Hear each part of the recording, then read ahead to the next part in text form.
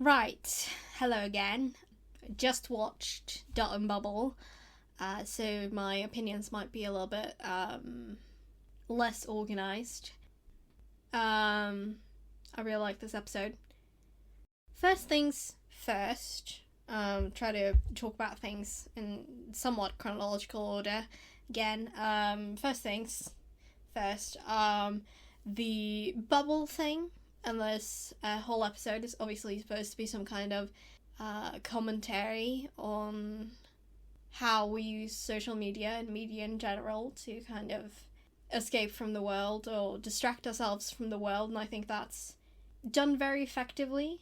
Um, and viscerally, is that the word? I don't know.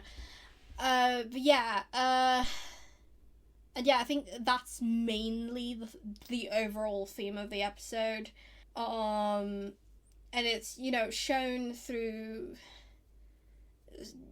so many scenes and things. I think what strikes me the most is that these people aren't even used to walking without looking through the bubble, and how it's taken to such an extreme level, obviously, to make it more obvious. And yeah, it's very much these characters, the character that we're following, particularly Lindy, how she's very much prioritizing her own enjoyment, her own entertainment, and she swipes away anything that doesn't contribute to that. Like, for example, the first time we see the Doctor in the episode. And yeah, just that whole thing I think is done very effectively. But yeah, as I said, I just watched the episode, so I might not be very thorough with my commentary here. And I also like that it shows that the episode shows that people who are not constantly online, like for example,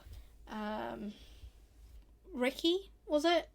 Yes, that he is more well adjusted to the world, and also at least seemingly more well adjusted than the rest of the cast that we see in the episode, and that he's more, I would say, less willing to just prioritize himself and his own entertainment, because he's not in the bubble all day. He turns it off for most of the day, and he's only on it to do his work or his own creating of entertainment.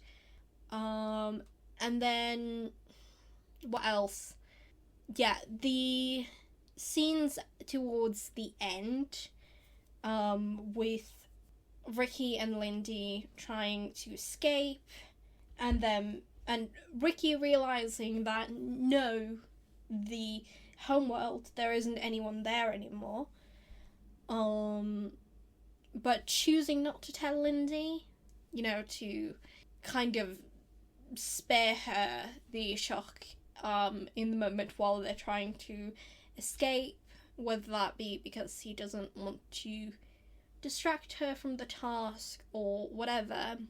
And yeah, this episode goes through, significant effort to endear us to Ricky before he dies. And, it really shows that, he's not just a character that's there for the purpose of dying, But it also really, that scene where he dies really characterizes Lindy in a way that you wouldn't expect watching the rest of this episode. At least I didn't expect. Where she, in a moment of desperation because she's scared and doesn't want to die, she turns the dot on Ricky because his last name comes before hers, his actual last name.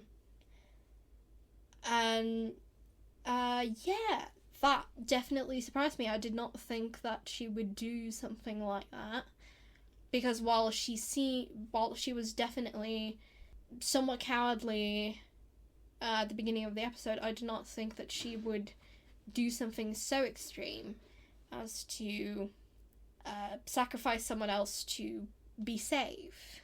And then she very obviously feels guilty about it, at the very least, when she sees the Doctor and Ruby for the first time in person. And yeah, that scene also really sticks with me. Probably because of this whole thing with this religious thing that they put in this scene, which is definitely building up to something, considering that we have that in Boom as well, with the mention of the Anglican Marines. And that definitely seems to be a theme that's going to go through the series and build up to something that I'm not quite sure yet. We do have, 3 episodes left after this? So it's definitely like reinforcing a theme that might come up next episode. In the finale somehow. I don't know. Maybe it's more of a overarching thing. Maybe they're going to pull it in series 15. But I don't know. But yeah, it's like, despite the fact that, you know, their home world is gone, and rather than choosing to go with the Doctor to find a safe place without these man-eating bugs, they're going forth with, what should I call it, conquering in mind. The idea of conquering this planet as quote-unquote pioneers. And I think we all know what that means. And yeah, it's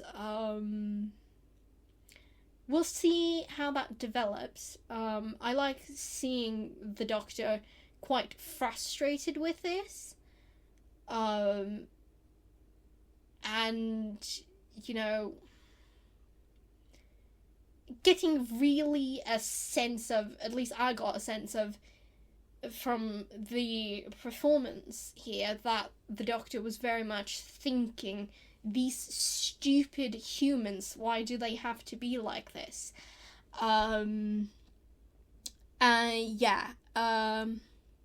Another thing that I noticed, I don't know if it's an actual thing, I just noticed it while I was watching, during this scene when they start to leave on the boat, there's, in the soundtrack, I recognised a couple of notes, and I realised it is a part of the song from Rings of Akaton.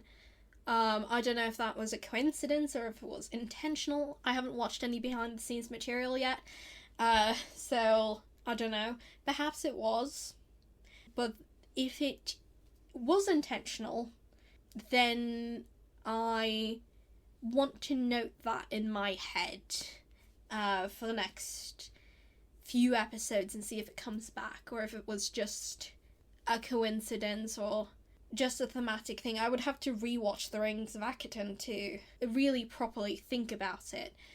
And then, of course, that's where the episode ends. But yeah, those are my really very initial thoughts on the episode. I really liked this one. I think it's probably... I think Boom would be my favourite episode of the series so far. I think this is taking a strong second place. I know that for everyone else, that at this point in the series, that's probably going to be 73 yards, but I did not like that one as much as everyone else did, as you probably have noticed from my review of it.